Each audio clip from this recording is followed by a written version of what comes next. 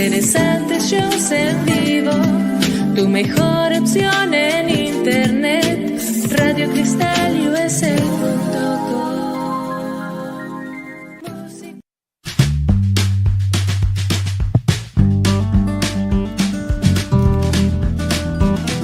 Hi, bienvenidos a mi show. Welcome to Catching Up with Claudia. Now, ojalá que se puedan quedar hasta el final para que puedan escuchar lo que va a compartir mi invitada o mi invitado. Así es que no se les olvide también de seguirnos por las redes sociales. Estamos en todas las plataformas. Hasta luego.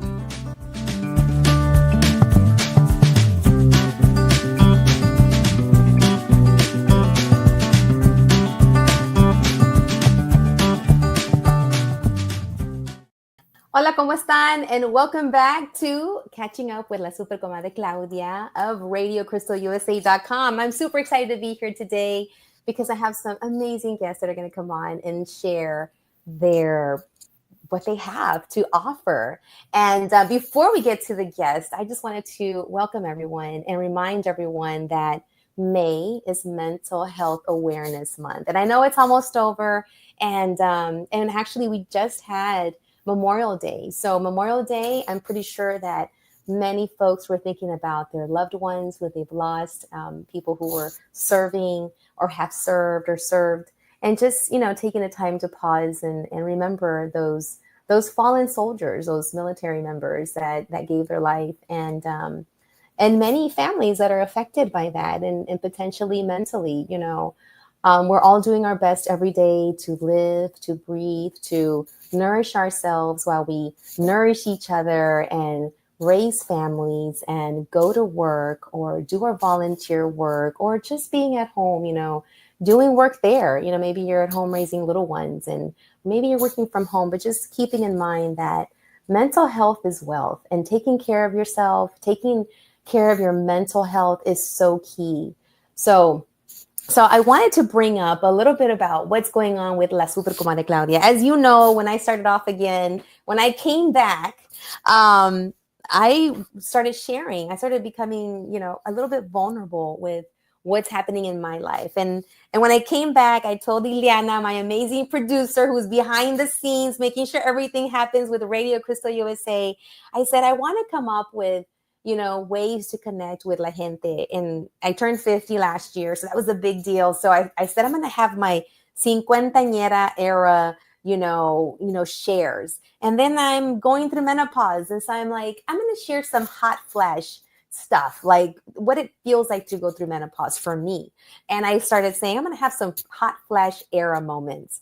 And then I said, I'm gonna be a little bit more vulnerable with what I'm going through, because potentially this could reach someone, this could help someone, this could connect with someone that might need some information or a resource. And I said, I'm gonna be more vulnerable in Espanol or ESL, because this sometimes, in my line of work, and I work in the mental health space, many of us were not brought up to share or to, because it would have looked like you're oversharing, or what are people going to say? ¿Qué va a decir la gente, right?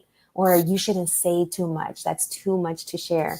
But for me, it's what I've learned in the tender age of my 40s is it's okay to share, but just know who you're sharing with. And sometimes you just need to share to get that off your shoulders, off your heart, so that you can keep going.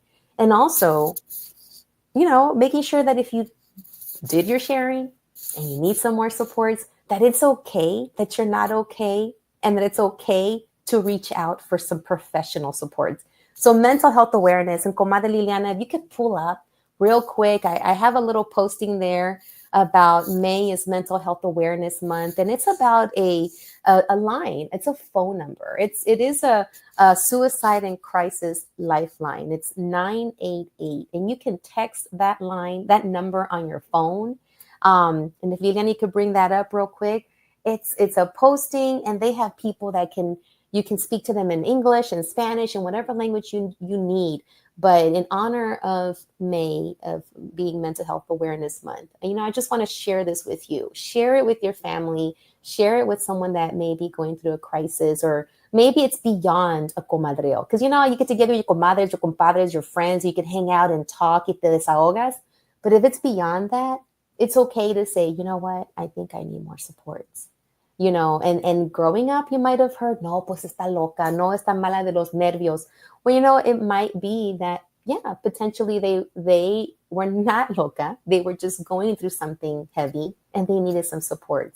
And, share this. And I've had some, an interesting thing that happened to me yesterday. I had my wonderful, amazing parents that are always helping me, and they came out and were hanging out with me, and they stopped by, and I actually had a panic attack starting. And I do want to share that these are because of menopause, and they've gotten worse, but I'm on the road to getting better with therapy, with, making sure I have the right medication, and I'm being vulnerable because I don't know who might be going through this. And you might need a champion, or you might need a connection, or you might need to hear it from someone that's going through it so you can say, okay, me too. Well, I was overcome with emotion. I was just listening to my mom, watching my dad. They're up in years.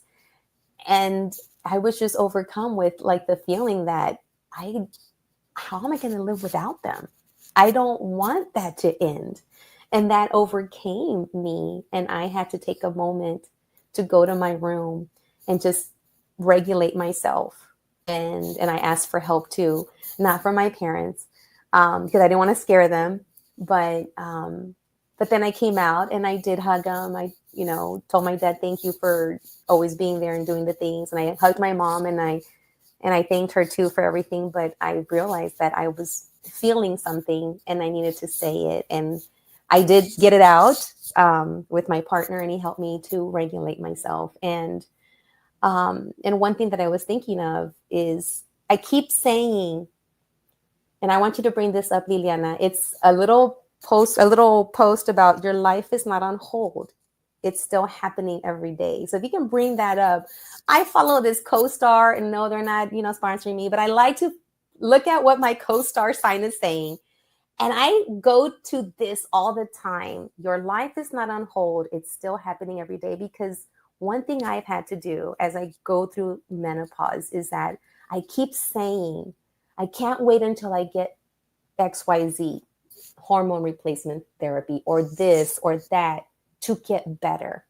I'm now embracing where I'm at, allowing for these things to happen, using my skills and strategies to de-escalate a panic attack, to make sure I'm sleeping, that I'm eating, that I'm doing the things I need to do to go as I'm going through menopause, and realizing that I may not be the same person on the other side after I go through this, but also, making sure that I'm doing the things to help me be comfortable. Like I walk around with a fan in my purse. I got one in my purse, one in my car. And now you got this new song where everybody's doing the fan dance. And I'm like, I've been fanning myself, so I'm ready for that dance. I carry water. I, make sure I'm taking my vitamins. I talk to myself and tell myself, you're okay. You're not having a heart attack. You're not having a stroke. You're just feeling your body is reacting to something. And so I'm doing that. And I'm telling myself, Claudia, your life is not on hold. It's still happening every day. When you get your cremita, your hormone replacement cream, pues you're going to be okay. That's going to help you too. But still hold on to you, be you, and then embrace those changes that are happening, even when I feel hot as, and I got to, keep going. But also listening to my body and listening to me, and putting myself first. And that's new, because growing up, you really didn't see that. You saw your tias and your mom taking care of everybody else first. And now I'm like practicing, like, what do I need to do? And now my parents do tell me, make sure you sleep, make sure you eat, make sure you do this, make sure you do that. And so now I'm hearing it from them, and I'm hearing it, I'm telling myself, and I'm also modeling to my girls. Like, it's important for self-care to take care of yourself. And so yeah, yesterday all day, I was drinking chamomile like it was going out of business. And there is a funny little reel, Comadre Liliana, if you could just pull that up. It's the name of this little reel, because I sometimes need to look for some funny stuff to keep me going, guys. So it was chamomile tea trying to calm my rage. And it's a video. And if you could play that real quick, it's a video, and it's someone that's dressed up as a bush. They're like the chamomile tea, and another person just running around it. And literally that was me yesterday, just keeping myself calm and sane with some chamomile tea. And it's a chamomile tea, and it's fighting with somebody, I guess the anxiety. And it's chamomile tea trying to calm my rage. And for me, it's like calming my panic attacks and keeping them at bay. And that's where I'm at. So just being vulnerable, share, make sure you reach out. May is Mental Health Awareness Month. Take care of yourself before you take care of others. Because if you're good, then everything can turn out, and if you're not well, it's okay to say you're not okay and reach out for that help. Take care of you. Now, I'm going to tie it all in to two amazing people that are doing so much work, and they have a space that potentially you can go and just experience so that you can also bring some calm and peace in your life. Maybe you need to get some sunlight. Maybe you need to be where there's dirt, where there are people. Maybe you need that for your mental health mental health supports. So I would like to bring on two amazing people by the names of Tommy GARCIA-PRATS and CRISTY Contreras. Welcome to La Super Comadre Claudia on RadioCrystalUSA.com. Woo! Hello. Hi, how are you doing? Good. Yeah, we're doing really good. Excited to be here. Good. Now, before we get started, I always like to ask whether I'm doing my work during the day or wherever I'm at. Like, what did you do today or will do to practice self-care for yourself? Oh man, that's a great question. You can think about it. No, this has been a big part of the last 4 years of my journey as a farmer and as the head of the organization too, is like really trying to build in ways to take care of myself. As a farmer, we're thought of as like we do so much like physical work, but I think something I've like promoting is like so much of our work is up here. I start off my day with either like a walk or a meditation, and then usually shower and have a licuado, like smoothie. Kind of gets me going. I put cacao nibs in my smoothie. That's my little secret. I don't drink caffeine, so that gives me a little boost in the morning. Nice. Then I don't always do it, and CRISTY can explain too. Sometimes my day's just like going crazy, but really just sitting down for lunch or like making time to just kind of like 15 minutes. I was out there a little earlier, just like weeding in the field, and I'm not in the field as much anymore farming. So it's nice when I get that time just to like decompress a little bit, do a little physical activity, be outside, touching the ground. Yes. Yeah. You do. It sounds like you do a lot of grounding, and that is so needed. I have friends in the mental health space where, they're counselors and they're incorporating getting out to nature, taking their clients to touch trees, to take off their shoes, be in the dirt. So that's powerful. Thank you. Thank you for sharing. Thanks. Now, it sounds like you got an accountability partner here next to you. Who's like looking at you like, did you do that today? I took some pictures of him out there. I'm like, this boy in his dirt. Like, Aww. Yes. Hey, that sounds like a story here, a podcast. This boy in his dirt.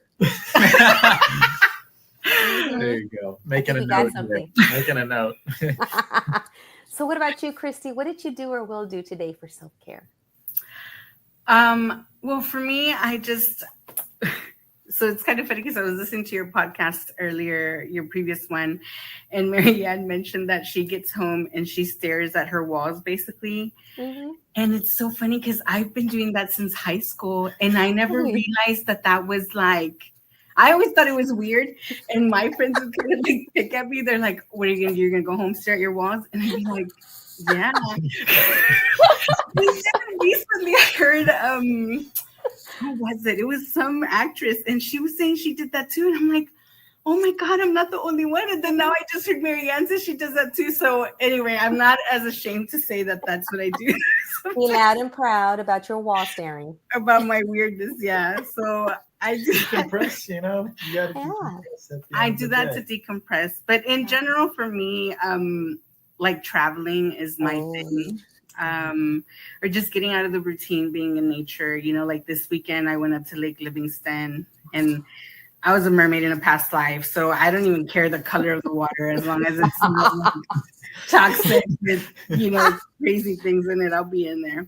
So yeah, I just am really drawn to nature as well, but not in the labor way that my boss here is. I like to just sit in the water. No, I'm not trying to be. That's all you.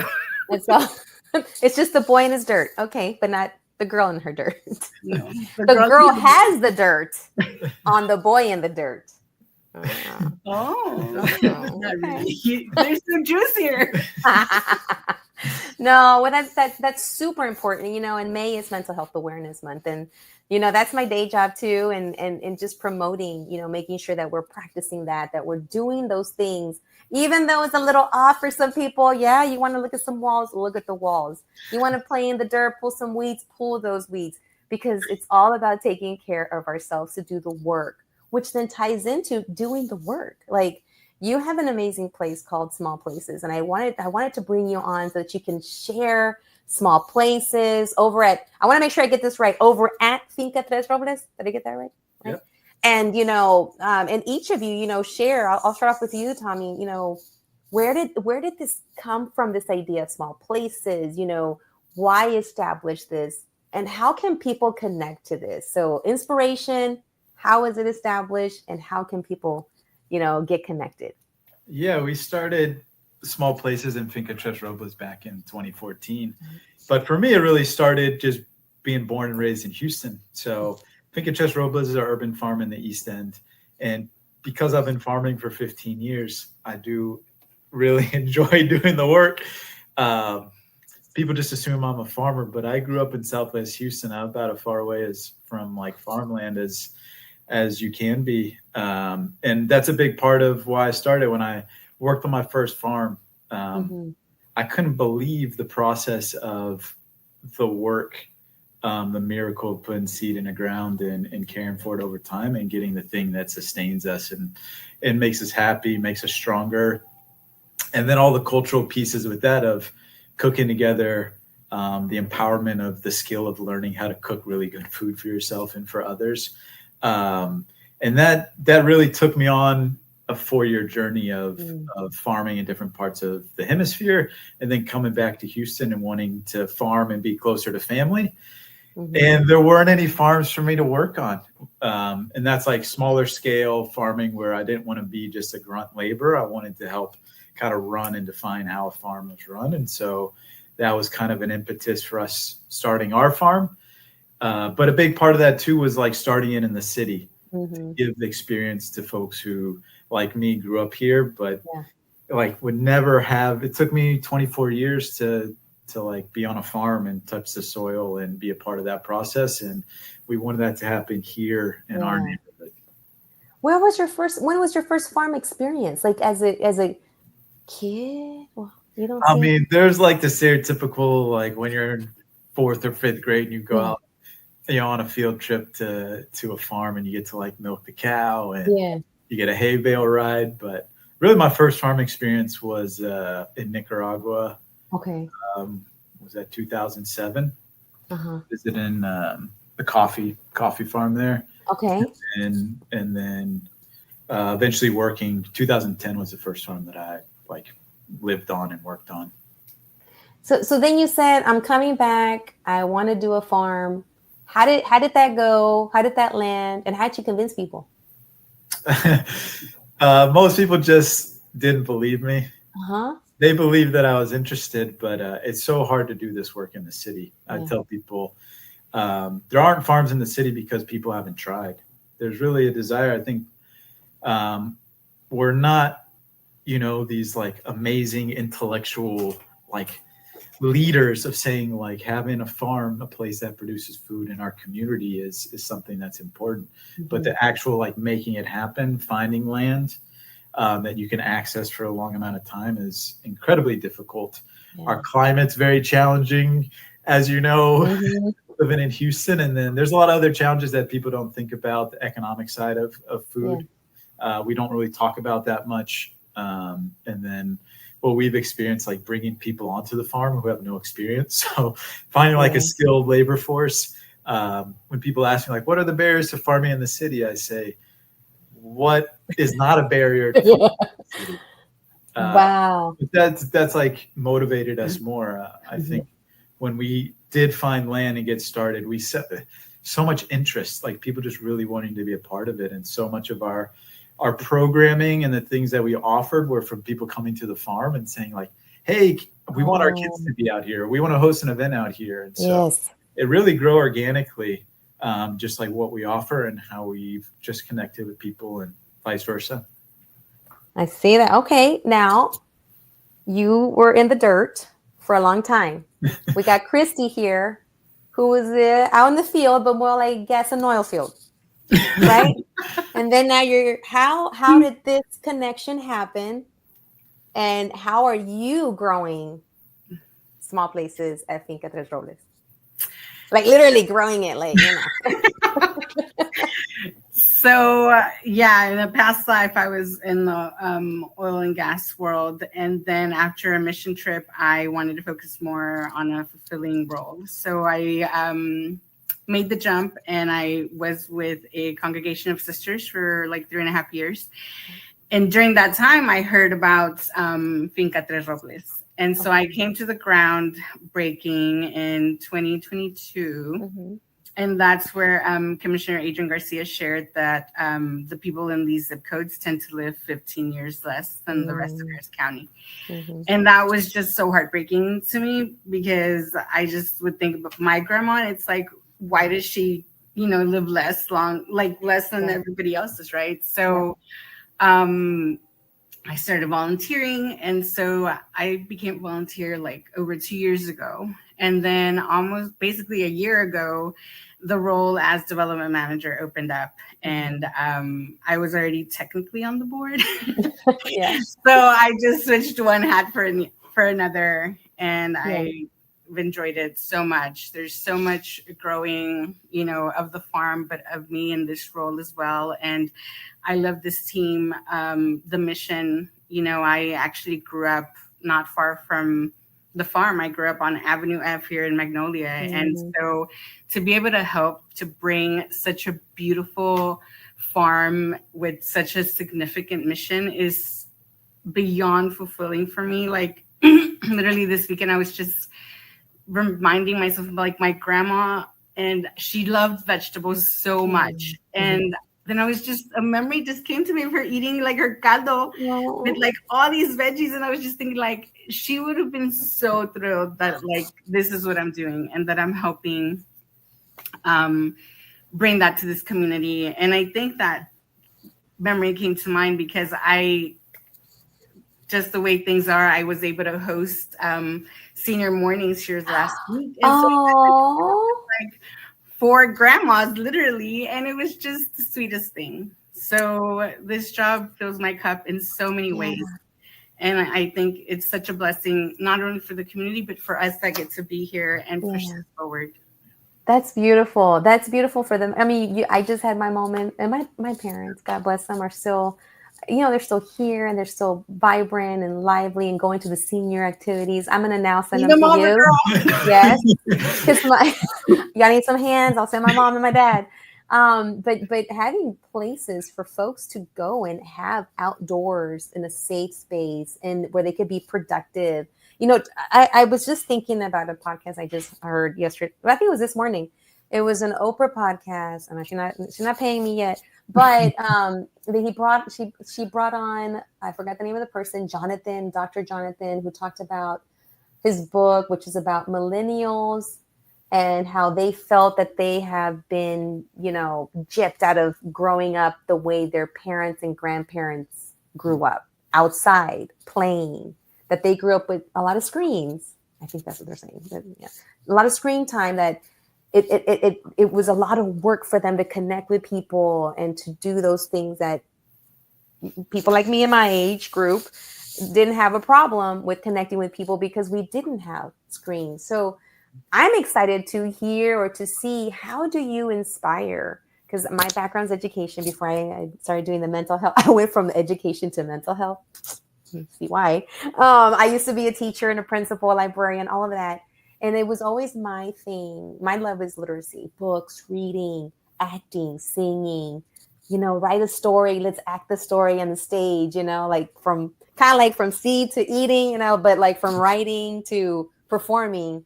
How do you inspire? What programming do you have to bring kids, families out to do the things that like I did as a kid, that our parents, our grandparents did, being outdoors, playing with the dirt, having community with not a screen, but with real people? What does that look and sound like? Yeah. And these are things that we did on the old farm that we haven't yet implemented back at the new farm space. But we had a really robust field trip program. And what I love about the farm is really, it's such an amazing tool for learning. And to your point, it's like, I'm not a theater person, but I'm the farm person, and everyone's got their thing. And I wanted to bring this space for people that are like into this, like me. Yeah. Because we bring, when we bring 4 and 5-year-olds out, like they love just being in the space. And we have a little like theme that we start with for like 5-10 minutes. But then the rest of the field trip is out in the fields, and we kind of rotate them around different stations, whether it's in the greenhouse or the compost or in the fields or cleaning the vegetables and tasting them. And it's really that like sensory experience that even the high school and college age kids, it's like when we give them like hands-on working with the plants or talking about compost and life cycles and health ecosystems, we're starting to make different connections. And I'm such a tangible person. Like I need that touch. And I think the farm, especially for kids who like come to us from a school where they're like inside all day being talked at, and then here they are in this like really unique and beautiful space that maybe they've never been in before. And then we're literally walking around and they're like sniffing the compost and seeing the bugs coming out and smelling it, seeing like the rotten vegetables going to what is like what is the food for our future plants and our food, to harvesting things. I mean, kids get so inspired, and we've had so many experiences where the teachers come out and they're like, that kid that was like following you the whole time, like on your shoulder, he's like such a challenging student. But on the farm, it's like he's just in his happy place or in their happy place. So yeah, I think really just trying to give people the hands-on experience, giving them an opportunity to like be curious and ask questions. And we really want the space to inspire people. And kind of what I love is like, I usually don't have to ask too many questions to get them to start asking questions. It's like just being in the space and doing the work kind of gets that. So we do something else called Pick It Yourself, PIY. And it's a 1-hour session with our farmer on the weekends. And we kind of thought it would be parents bringing their kids out, which it is. But we had a lot of adults as well looking to do it, because they're just like, we show them how to harvest like green beans and squash, and they're like, wait, this is what green beans and squash come from. But the kids too, it's like such a cool event to just get them out in the fields, picking the things that they're going to take home. Beautiful. And we did Farmer for a Day, like some other like summer programming and like spring break programming to just get people into the space, So you have some summer stuff coming out. So like if I had if I had a kid, well, I do have kids, but okay, like if I had younger kids, like what could a parent, expect, or where could they go sign up to see your programming for this summer? Is that ready? Is that coming up? So that's not ready yet. Oh, not yet. Okay, it's in the works. A lot of the Christy's on it. Christy's on it. Yeah. A lot of the kids programming is like 2026. We'll be starting to do some more in the fall. Got it. But it's just like building up our staff again. Yes. Well, if you do need staff, I know a lot of teachers. That are looking for a change. We do have on June 14th, we will have a volunteer day. So if that day, like a parent wants to bring out their child, and I mean, they would know they need to be with their child at all times, then they'd be welcome to come and explore that way as well. And it's on a Saturday, so our store will be open that day as well. So talk now let's go into this. Talk about the place. What is there? I hear a story. I heard senior mornings. I heard, kids just coming on, you can come and volunteer. I've seen some stuff, but I want you to talk us through the events you have there. Like, what could people come and do, and how much is it? And yeah, talk about that. Oh, okay. Yeah, go for it, CRISTY. Okay, so as you can see here on the screen, we do have different kinds of programmings coming up, right? So immediately this Saturday, we're going to have our potluck day. And so that's going to be an evening that we invite the community to come out and, come and share a meal with the people that like the farm, just like them. And so that is part of our intentional programming. We do have 4 pillars, and community events is one of them. And so with that, the calendar that Liliana had on here a second ago, it has like the potluck, right? And then we just had a yoga class this past Saturday. And then we'll be having, like I said, the volunteer day on the 14th, and we'll be having Zumba. And then, we said, senior morning. So we are trying to be sure that we are there for every, kind of like age group. But the kiddies is a little bit more hands-on, and we're just being very intentional on when we bring in the programming, so that we, it's like we're not trying to bite off more than we can chew. So Absolutely. That's why, that's going to be kind of like towards the end. But here, like you'll see, we'll have farm tours. Those already passed. Coming up in June, we're going to have, again, more of the monthly programming, which is, again, the senior mornings, the farm tours, the bread making class. This past weekend, we also had salsa making class. So there is something for everybody. In the fall, AARP is helping us with sponsoring some Hispanic heritage events. So nice. One of those is going to be like a tortilla making class where the grandparents could bring like one of their grandkids with them. And so this space is so versatile. So, aside from, so you see the Zumba here, and it's bilingual. So we are very, on point with the language justice here in this area, because so many of the people we serve are Spanish speakers, and we want everyone to feel welcome and seen. So that's part of, our very intentional programming here. And let me ask you for the cost. Is there a cost for this when people come out, just to be prepared? So when you click on those, you'll see if there's a cost associated with them, but an easy way to tell is if it has a green dot, it's completely free. And it's like the orange dots that there's some cost associated. A little cost. So if I go to La Comida, where we come together, like the potluck, do I bring something? The food's already there. Am I going to go pick it and cook it? What are we doing? So for this go around, you're going to just bring your food and a list of ingredients so that we can put it next to the food and be mindful of people's allergies and things like that. Okay. So I bring something already made? Is that what I'm hearing? Yes.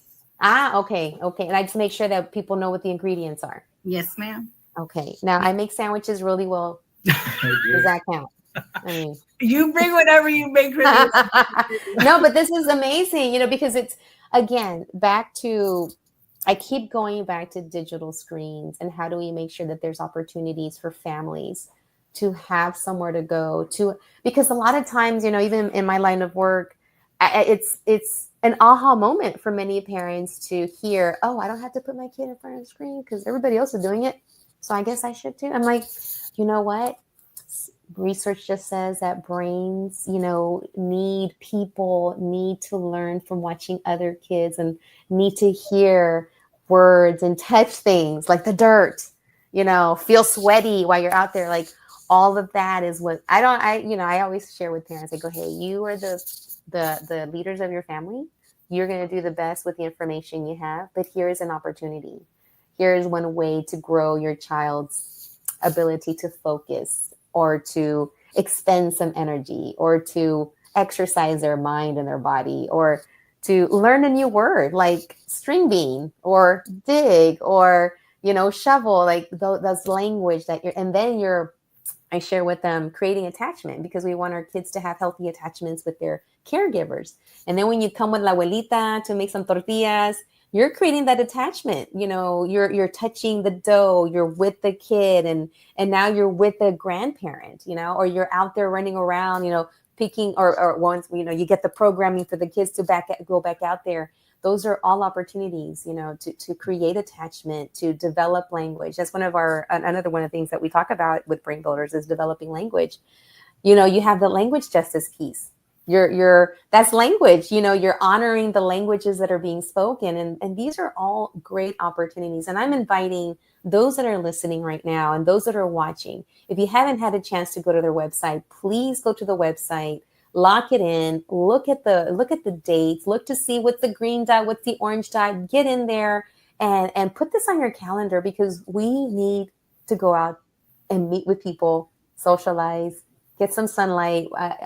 I've heard that there's a lot of there's research around us humans having low vitamin D, and that also affects mental health, and we got to make sure we're out there, that we're getting some sunlight, that we're being with folks out there together, so that we can also, build up our resiliency, our mental health space needs to be well. And what better way than to connect with your family, with friends, and coming out. And I want you to take us back to when people came out to an event called Salsa de Mayo. Talk to us about Salsa de Mayo.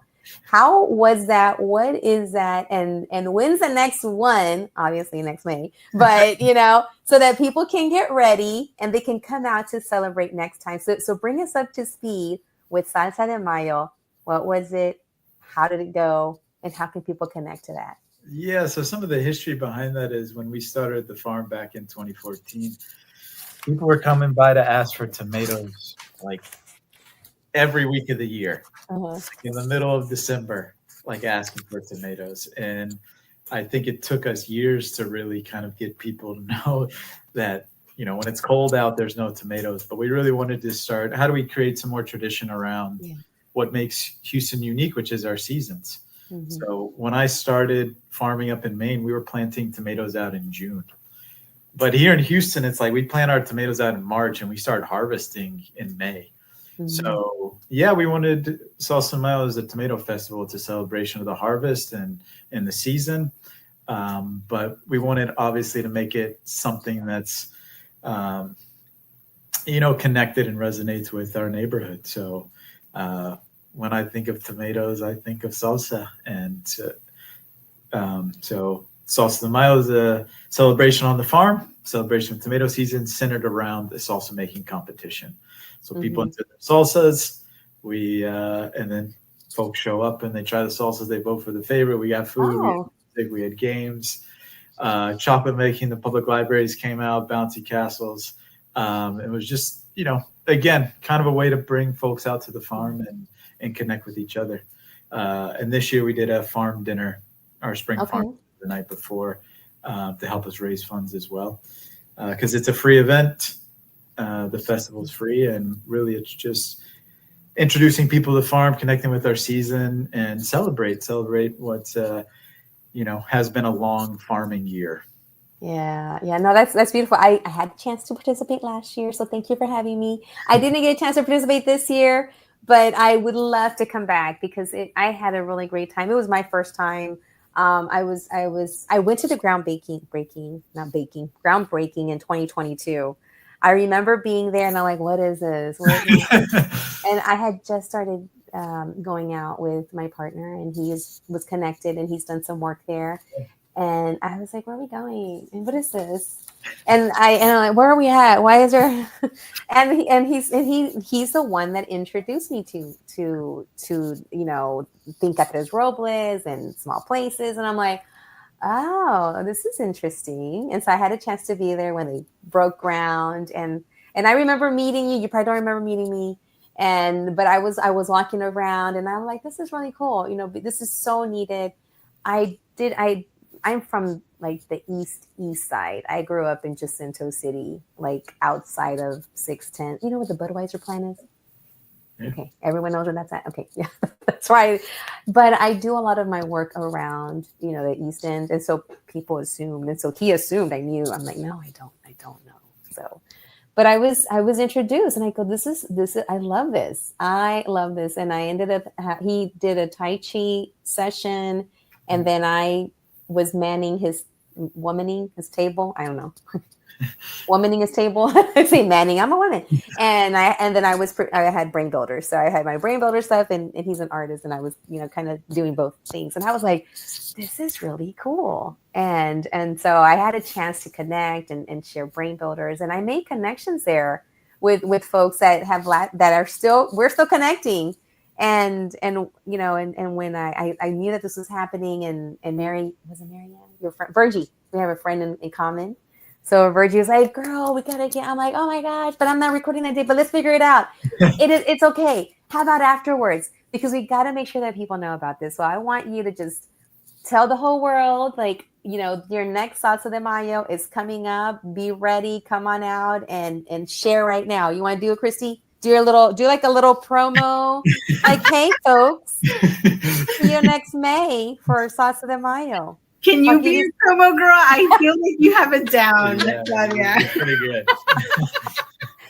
I can do that for you, but I want you to do it now. Well, we're super thrilled about our third Salsa de Mayo festival that just happened on May 10th. And we're excited for the one next year. We know it's going to be just as great. We want it to be a beautiful day for the families to come out and have a good time, taste yummy salsas, get to meet people. Again, a lot of it has to do with community, and we're wanting to build that here for our community. So yeah, we want everyone to come out. 2026, it's going to be another great year. Fourth annual, right? Fourth annual. So, and when people come out, there's no cost. And, families are looking for things that they could do with that are low to no cost. So thank you for doing that. And thank you for having these funders to come out and, and support the funding part, so you can have this open up for folks that might need somewhere to go with all their escuincles. So thank you so much for doing that. And I was going to ask you, this is a challenge, right? This is, you putting your heart out there, putting your ideas and getting it going. So, what for each of y'all, in this work, in this that you're doing, that you're building and continuing to grow, what has been the biggest challenge in doing this work, and how did you get through that? How did you break through? Yeah, either of y'all can go. Yeah, I can go. To be honest, I think the loneliness of being a farmer in the city, I think it's been hard to find really that community of people who I really resonate and relate to, and I don't have to preface a lot of what I'm saying with background of what it means to be a farmer and to do the work and the challenges around it. I think that's when I farmed up in Maine the first year, there was 300 farms that I could choose from to work on. And they had these workshops every week where all the young apprentices and farmers got to come together and learn on a farm. And here it's just not like that. A lot of people that I've gotten to know through farming, they kind of just move on from Houston. They're just passing through, or, the folks who have worked on the farm, they move on to other places where there's more farming opportunities. Yeah. I'd say that's been a big challenge. That's a personal challenge, because the work itself is also, can be difficult. Mm-hmm, mm-hmm. But you're doing your thing every morning. Yeah, no, and I think finding mentors who are don't have to be in the farming world. There's still a lot of people. I mean, we're running a small business, we're running a nonprofit, so finding people who might not necessarily be in my field, but could still have a lot of wisdom to share for how to take care of myself, how to prioritize setting boundaries around my work, and also being a more effective leader, delegator, etc. It's if you're gonna do something and move into a space that is your thing, it's gonna be. There's a lot of space for growing. Yeah, it's your baby. You came up with it. Your co-founder or co-founder. Yeah, my brothers Dan and Mark founded it. Okay. So it's like your baby, and you're growing it, and you want to make sure it grows the right way. You're trying to find ways to connect with other mentors, and now with I guess with this ability to connect, Facebook Live and all the ways that we can connect. Have you been able to find even outside of Houston, people you could Zoom in with and do some talky talk or mentoring? We have connected with more people, and just like our farmers kind of scattering a little bit, I definitely could do a lot better.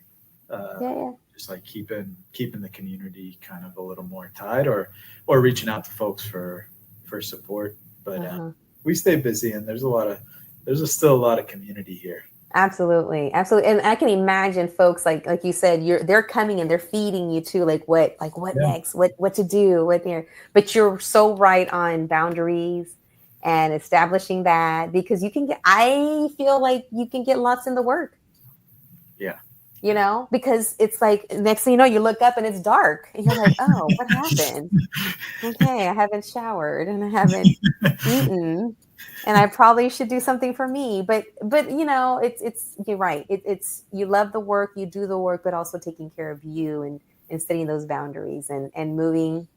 Like, get out of the dirt, Tommy, and go. You're joking, but it's harder than you think. I know. And what about you, Christy? What's been like? You had a big change, or you were in one field, now you're in this field. Whether it was that transition or now in this new role, what has been your biggest challenge, and how did you maneuver and move through that?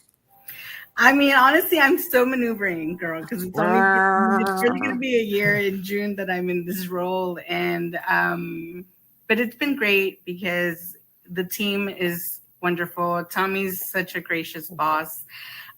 There's so much space for learning, but it's a blessing because I'm able to do it in an environment that is conducive for learning. And we are all a team that is, we're all pointing in the same direction of we want small places and Finca, our flagship farm, to succeed. And so with all of us pushing the same way, it really makes it a lot easier. But I mean, that said, at the end of the day, this is a completely new role. I mean, I used to be a settlement analyst for nat gas. So it's very different animals. But I love it. And I appreciate, I have found some mentors myself in this field of philanthropy. And I feel very fortunate that, there's been so many kind people that I feel like I have learned that, where it's like all the connections that we make, it seems so seamless when it's meant to be your tribe.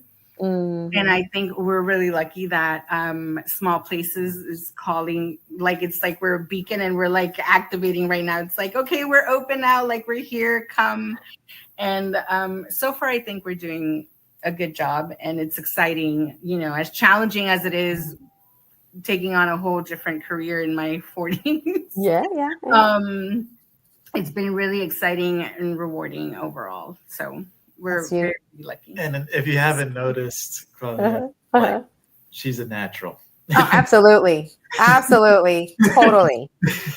I say there's been a lot of learning of just the specifics of how to navigate this, but Christy's just such a passionate advocate. You can feel her authenticity coming through and helping us share our story and bring new people into learn about the farm and caring about it.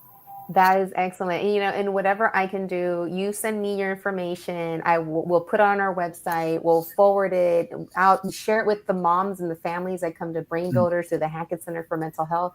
I think I'm already thinking I see something in the future, because with the work that I do, and I don't even call it work because I love what I do. It's not even work. It's living.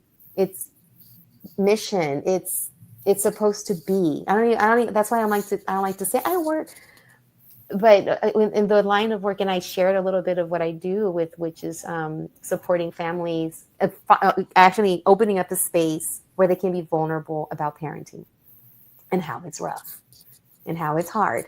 And how it's when you plant those seeds and they don't want to grow the way they should grow, and you've got to water it and they're not growing the way they should, and you put some light on it. But things are going to grow as they should, just like the way kids are going to grow as they should. And you're going to be there to support them and water them, that metaphor, and weed, what you need to weed around the kids. And, one of the things that we talk about is brain building is, what does that look like? What does that sound like to be a brain builder of an infant and a toddler? And that's what we focus on, our little babies and toddlers. And we bring families in yes, it's all about, supporting your baby's brain development. But in the end, they walk away with oh, I needed to take care of me while I'm doing this work.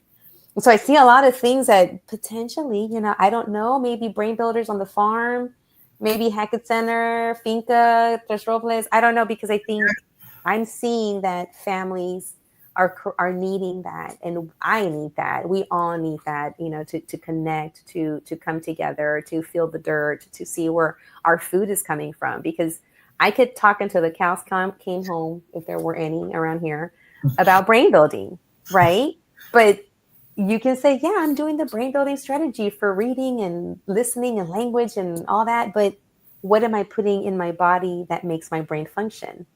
So I think I see something in the future, like how can we continually, bring awareness and education to families? How do we make that decision of, should I get them the hot Cheetos? I'm just going to say that because that's something that little kids like to eat, versus how do I get them to eat like some chopped up apples with some honey over it, and maybe some, what is like that spicy stuff? That tahini, like you can make a little bit spicy too, but just with some apples instead of the Cheetos. Like, how do we, like I'm seeing all kinds of well, that ties into another pillar that we have, right? So yes. I mentioned community events. Yeah. We do have education as another one of our 4 pillars, and we have the HEB Education Center, which we will be activating that space more and more going forward. Not only like in our classes, we want them to be fun and interactive and not demos. These are going to be hands-on classes. So if you're going to make a mistake, you're going to make it here. Because when I love it. Home, it's going to be delicious. Okay. By the time you home, you're a pro. And so, we want to be, again, it ties into that community hub where it won't just be shaking your booty at Zumba. You're going to be learning things at the education center. The second pillar is a farmer apprenticeship program we have. Hold on. I'm caught on shake your booty. I'm still picturing shaking my booty at Zumba, and you lost me. I'm like a kid. Okay. I was like, where is that? I'm going to shake my booty at Zumba, and then I'm going to go into, bring me back.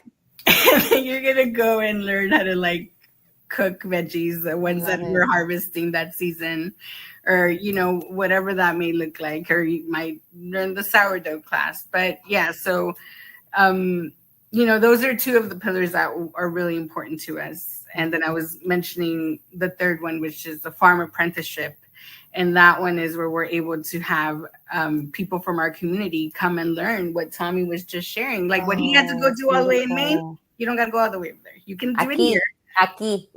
and it's really, we have a comment here. Oh yes, I was speaking of Virgie. Hi, Virgie. We have my super comadre Virgie. Hi Claudia, CRISTY, and Tommy. Great job, guys. Love this, and we love you too. Mwah. Saludos. Thank you, Virgie. So sweet. She connected us. Yes. So then with the farm apprenticeship program, we're able to have people learn about farming here, and come July, we'll be up to 3 that are able to do that. That's amazing. And then one of our most important pillars is the intentional food distribution, which I do want to share that aside from that, anybody can come to the store on Wednesdays or Saturdays and shop through a 3-tier program, which is super important. Do you want to tell them a little bit about that? Please, because I just know a little bit, and I'm curious, and I would love to share that resource and have that resource shared. So we didn't mention it yet, but we have a store on the farm now. That was a big part of our new farm space. And so, our farm store is open every Wednesday and Saturday from 10 a.m. to 7 p.m. And that's a starting place, not an ending place. Our goal is that we're able to open up the store more hours till we're open 5-6 days a week. But in the store, like when you think of shopping at a farmer's market or getting meat, eggs, dairy, vegetables, fruits from a farmer, what comes to most people's mind is like the most expensive food. In reality, it is. So a big part of our mission is how do we not just grow the food and bring people the highest quality food, but how can we make it convenient and affordable? So in the store, we have 3 pricings, the full price, 25% off, 50% off. And our goal is like, how do we meet our community where we are, which is not everyone can afford the highest quality food at the highest price. And part of our mission as a nonprofit is how do we increase that access so people can come to our farm every week, and it can be at a price point that meets where they are. And so when you're coming in, all you have to do is there's a little card at the beginning and the entrance, and you grab the card, you put it in your basket, and it says 50% off or 25% off. You shop, you come check out. As we're checking out, we see the card, we ring it up, no questions asked. And it's really just trying to make it easy for people. Because like, I don't want to go to a place where I have to say like, hey, can you give me a discount? Because I need it, because I'm like having a hard couple months. You know, it's like, just come get what you need. And so that's been really special, just the last 2 months that the store has been open, just seeing people's reactions. Yes. Back literally the other weekend, we had someone was like, I don't know if I want to tell anyone about this. I'm worried that there's not going to be enough food when I come back. And, but for me, that one, that shows like there's real value here. Yeah. And two, like other people want this, and people are like, wow, this is so amazing. And we want this to be the norm. We don't want this to be a special thing. Like, we all deserve fresh food. And our mission is how do we bring that into our neighborhood. So yeah, I love that. And Virgie had mentioned it, but just a little bit. And Ilsa had mentioned it and just a little bit, but I wanted the whole story together because I think this is such an amazing resource. And like, I don't know, we should be telling everybody, but it's out there. Well, and Marianne was here with, helping us with the volunteers during Salsa de Mayo. So, all of your comadres have been. All the comadre network has been activated. Yes, we love it. Thank you. So we could be your comadre, Finca Tres Robles, Small Places Network activators. You have a compadre here now. the super compadre granjero right here. And this is so needed. This is what this is about, is connecting folks, is I love how no questions asked. People, it leaves people with their dignity, not having to worry about what are people I don't want to feel, because people, you want to be able to live and do what you need to do without feeling ostracized or felt like you're less than. And I think that is so important. Whoever was that your idea, Tommy? Thank you. It's a team effort. I love that. And just getting the card. I'm so proud of the team for even how they frame the language and we're thinking about it, because our community works hard. Very hard. Very prideful. We work hard. We deserve more than we get a lot of times. Absolutely. We want to be respectful and honor that and acknowledge that, So absolutely. Yeah. Well, we're at the end, and I just want to say thank you, guys. Thank you for sharing today. Thank you for doing the work. Thank you for taking care of yourself so that you can continue this mission and what you're doing every single day to make sure that folks have connections to, lugarcitos, small places at Finca Tres Robles. And thank you so much again for being here. Oh, thanks so much. So much fun. Yeah. For giving us a platform and getting to spend time with you. Absolutely. And we'd love to have you again before Salsa de Mayo next time. So maybe in April, we'll have you on and you can come talk about the lineup, what's going on. Bring on some of the people that are going to be bringing their salsa so that we can, maybe I could do it there at your location. We'll do some salsa testing. Yeah. I'd love to see the store in person. Get a sneak peek of the salsa. Yes. I would like to taste them too. That'd be amazing. We'd love that. All right. Well, thank you, Christy. Thank you, Tommy, so much for being here at La Super Comadre Claudia, catching up with Claudia, La Super Comadre of RadioCrystalUSA.com. As you've seen, there's a location here that you can go to. If you're here in Houston, if you're listening to, if you're here in Houston, please make your way over to Lugarcitos, Small Places, Lugarcitos. Get involved, look at their calendar, go onto their website and see where you and your family can go on the weekend, during the week. Go shopping if you have some shopping needs for food, some fresh foods, and just go out there and connect with nature. We need to be out there. We need to make sure that we take care of our mental health, take care of your body, because these days mental health is wealth. If you're okay, if your body's okay, then you're able to do the work, do the play, do the fun things that you need to do. So thank you so much, Liliana. Gracias mucho por tener esa oportunidad de tener a Radio Cristal aquí al aire y tener este programa tan bonito. So thank you so much for being here. And until next time, see you then. See you. Thanks.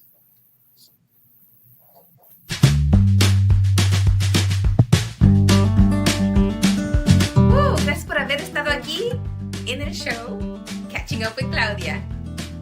¿Tan tan? ¿Ya terminamos? Ok, bye.